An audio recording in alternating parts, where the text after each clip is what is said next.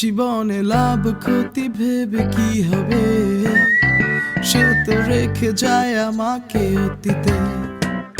জীবনে লাভ ক্ষতি ভেবে কি হবে, সে তো রেখে যায় আমাকে অতীতে। তাই আমি তো আমি, আর তুমি আমি না। আর আমি যা ভাবি তুমি ভাবতে পারো না, তাই আমাকে আর তোমরা বুঝলে না। অর্থহীন নিয়মেই থাকবো না, থাকবো না।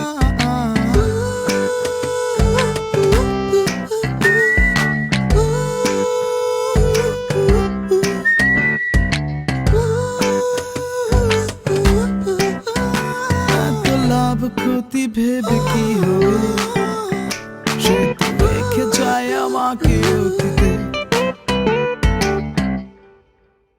আমরা সবাই সৎ লোক বলে একে অন্যের উপকারে আসতেছি। এই যখন আপনি আমার উপকারে আসলেন,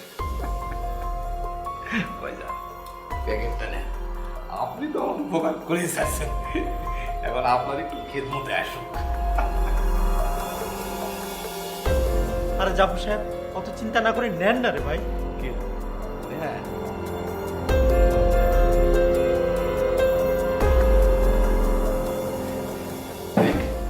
থ্যাংক ইউ ভাই, থ্যাংক ইউ।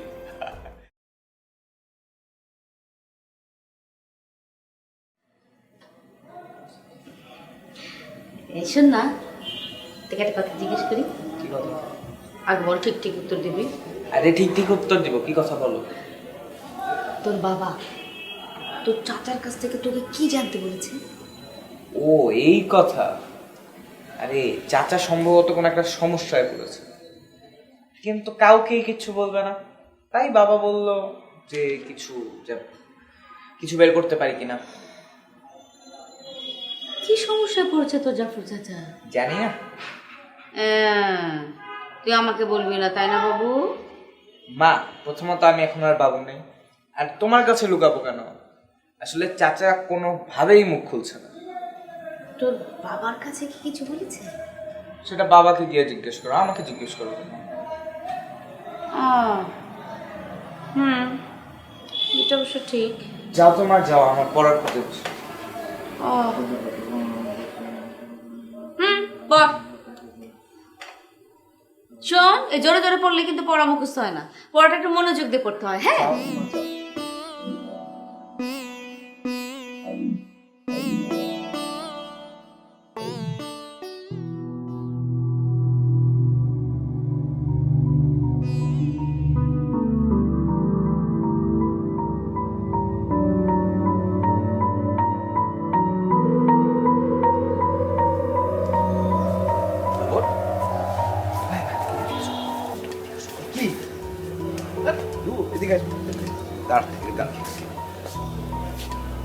মানে কি, তুই যেরকম করছিস তাতে তো সবাই তোকে সন্দেহ করবে।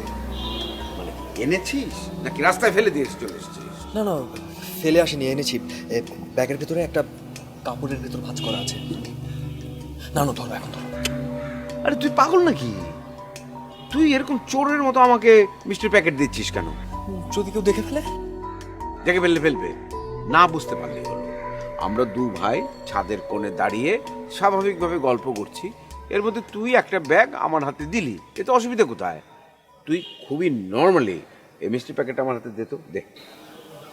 খুবই স্বাভাবিক, স্বাভাবিক স্বাভাবিক, দে দে। ব্যাস, এই তো, তুই তো পারিস তো, তুই অসুবিধা কি? ভাই, আমরা কি কাজটা ঠিক করছি? একদম অবশ্যই ঠিক কাজ করছি, তুই কোনো চিন্তা করিস না। আরে আমি কখনো বোকার মতো কাজ করি না। আয় আয়, ঘরে চল, আয়।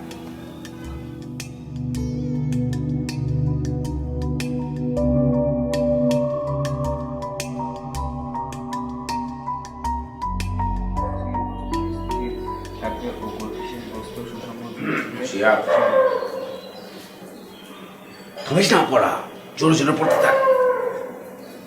বিশাল বরাবর 14 থেকে 14 পকেট 100 কেজি ঘরের দিকে বি বস্তুকে সমানভাবে চলছে এই ধারণা।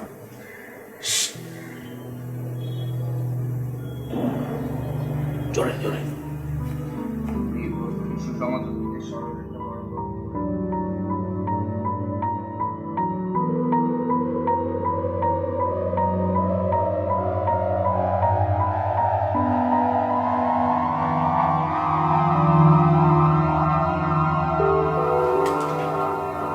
আমাকে ডেকেছেন স্যার? আরে জাফর, বসো বসো বসো। তো বলুন স্যার, আমি কি করতে পারি? জাফর, তোমার পারফরমেন্স আমি বরাবরই খুব ইমপ্রেসড ছিলাম, আর তার মধ্যে তুমি যখন সবার উপকারের সাথে এগিয়ে এসেছো আমি খুব খুশি হয়েছি, খুব। Thank you sir. এভাবে অনেস্টির সাথে কাজ করতে থাকলে তুমি বহুদূর যেতে পারবে ইয়াং ম্যান। উৎসাহ দেবার জন্য ধন্যবাদ স্যার। আর যদি কোনো কথা না থাকে আপনার, তাহলে আমি এখন উঠি, ডেস্ক আমার খুব কাজ। ও হ্যাঁ, যাবে তো অবশ্যই, কিন্তু তোমাকে যে কাজটার জন্য ডেকেছি সেটাই তো বলা হলো না। জি স্যার। আসলাম সাহেব, ওনার একটা ফাইল তোমার ডেস্কে আটকা পড়ে আছে। ওনার অফিস থেকে একজন আসবে ওই ফাইলটা নেবার জন্যে, আর তোমার জন্য কিছু গিফটও নিয়ে আসবে। তোমার কি কাজ আশা করছি তোমাকে মনে করিয়ে দিতে হবে না। জি স্যার, জানি আমি। গ্রেট। ঠিক আছে, তুমি তাহলে তোমার ডেস্কে যাও। আমি চাই ফাইলটা আজকের মধ্যে আমার টেবিলে চলে আসে। এসে যাবে স্যার, কোনো চিন্তা করবেন না। আমি তাহলে আমার ডেস্কে যাই স্যার। শিওর? অনেক কাজ আছে। আসসালামু আলাইকুম স্যার। ওয়ালাইকুম আসসালাম।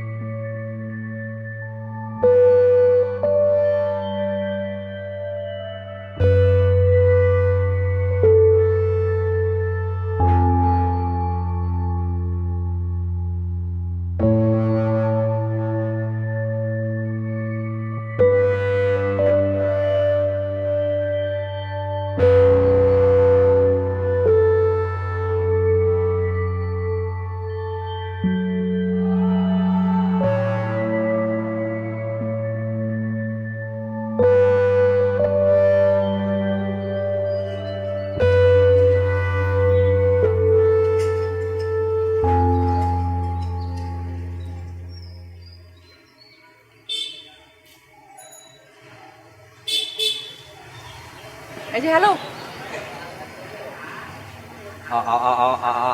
আমাকে কিছু বলছেন? জি অ্যাকচুয়ালি সেদিন আপনার যে আমার হাতে না আজকে একদমই সময় নেই। আমি আমি অন্য কোনো দিন আপনার সাথে কথা বলবো। হ্যাঁ, আসি। আর এক্সকিউজ মি, আজব তো, মানে কোনো ম্যানার নাই নাকি আপনার? সাইকো নাকি?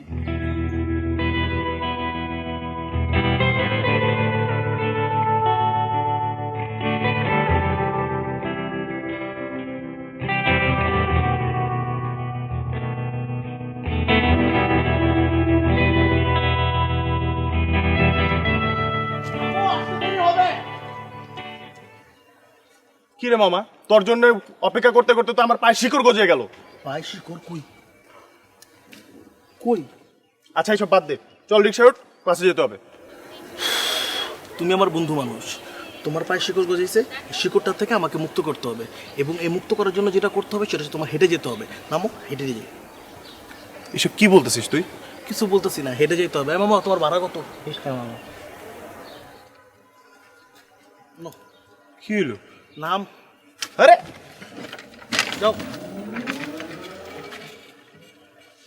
কি করলি তুই এটা? কিছু করলাম না। এখান থেকে বাস স্টেশন যাইতে রিক্সা লাগবে 5 মিনিট, আর আমরা যদি হেঁটে যাই তাহলে 8 থেকে 10 মিনিট লাগবে। তাহলে কোনটা ভালো? তাহলে তো রিক্সায় যাওয়া ভালো। রিক্সা যাওয়া ভালো, এটা তোমার মতে, কিন্তু প্রত্যেকটা সচেতন মানুষের উচিত দৈনিক 30 মিনিট করে হাঁটা। হাঁটলে শরীর, স্বাস্থ্য, মন এবং তোমার যে মস্তিষ্ক আছে না, এটার ভিতরে অক্সিজেনটা সুন্দরভাবে চলাচল করবে, বুঝছো? তুমি এত কিছু কেমনে জানো? আমি তো সারাদিন তোমার মতো যে ফেসবুকটি পাই না, তাই না? মাঝে মধ্যে গুগলও সার্চ করি, গুগলে সব পাইবা। তোমার জানতো এটা, গুগলে যাও। আমি তো তোমার মতো এত মোটা না যে আমার হাইটে যেতে হবে। না, আসলে তুমি তা না। তুমি হচ্ছেছ ওয়ান অ্যান্ড ওয়ানলি ব্লুটুথ বয় শুকনা খান। আর শোন, একটা কথা তোর বলতে ভুলে গেছি দোস্ত, বুঝছিস? কালকেই বলতাম, ওই সামনে আছে না ওয়েদার খারাপ, ওই যে তোর যে বৃষ্টি বাদল আসতে পারে, ঝড় তুফান আসতে পারে, সেদিকে তুই কী করবি? রাস্তার মাঝখান দিয়ে হাঁটবি না, বুঝছিস? হাঁটলে কি হবে, এই তার খাম্বা আছে না, এগুলি ধইরা থাকবি, কারণ তুই তো অনেক শুকনা। তো তুই ঝড় বাদলে তুই মনে কর উড়েও যেতে পারোস, তুই শুকনা না। আরে মফিজ, প্রত্যেকটা মানুষের উচিত স্বাস্থ্য সচেতন হওয়া, মোটার চিকন লাগে না। তুই এত কথা কইস না, কেমন লাগে? এইটা ক্লাসে দেরি হয়ে যাবে। চল না, রিক্সা দেয়া যায়।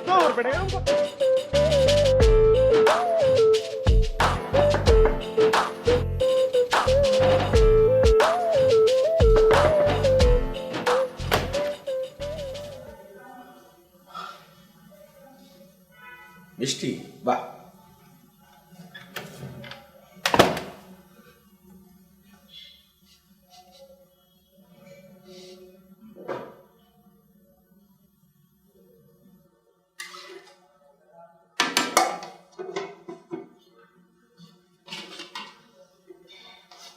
কি ব্যাপার ভাবি, বিকেল বেলা তুমি পোলাও গরুর মাংস রান্না করছো যে?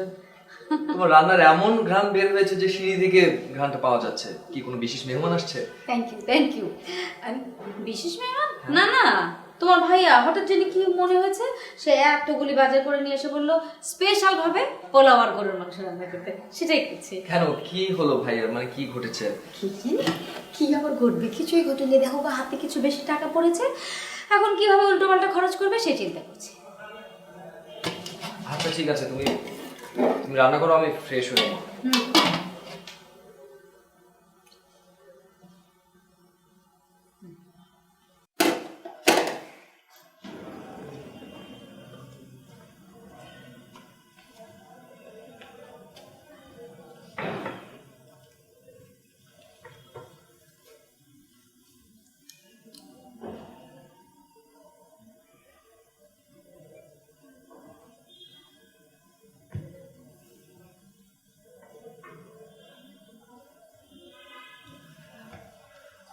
আচ্ছা ভাইয়া, তুমি টাকাগুলো দিয়ে কি করছো বলো তো? তোর কি ধারণা যে তোর টাকাগুলো আমি ভোগ করছি? বাড়িতে এরকম একটা উৎসব ভাব দেখে ভেবেছিস তুই? না, তুই আমাকে এতটা মূর্খ ভাবলি কি করে? আসলে ভাইয়া, আমি নিজেই বুঝতে পারছি না যে আসলে কি হচ্ছে। টাকাগুলো দিয়ে আমি কি করছি সেটা আমি এখন তোকে বলতে পারছি না। বললে তুই এটাকে স্থায়ী সমাধান ভাবতে পারিস। টাকাগুলো নিয়ে আমি এখন যেটা করছি সেটাকে তুই এক ধরনের সাময়িক পরিত্রাণ ভাবতে পারিস। আর তোর ওই টাকার একটা ইঞ্চিও আমি ভোগ করছি না। তবে আমি যেটা করছি তাতে নিজেকে খুব ভার মুক্ত মনে হচ্ছে, সেই জন্যে বাড়িতে একটু সেলিব্রেট করার চেষ্টা করছি। এটা নিয়ে তুই ভাবিস না, তুই নতুন চাকরি খুঁজতে থাক। যা, আমি ফ্রেশ হয়ে যা। ঠিক আছে, আমার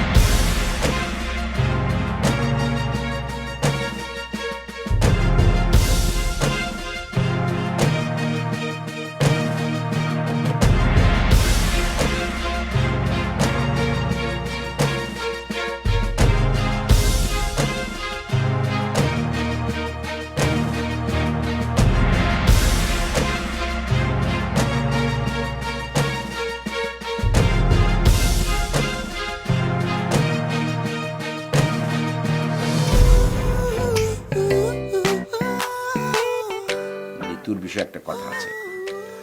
আমি তো নিতুর একটা বিয়ে ঠিক করে ফেলেছি।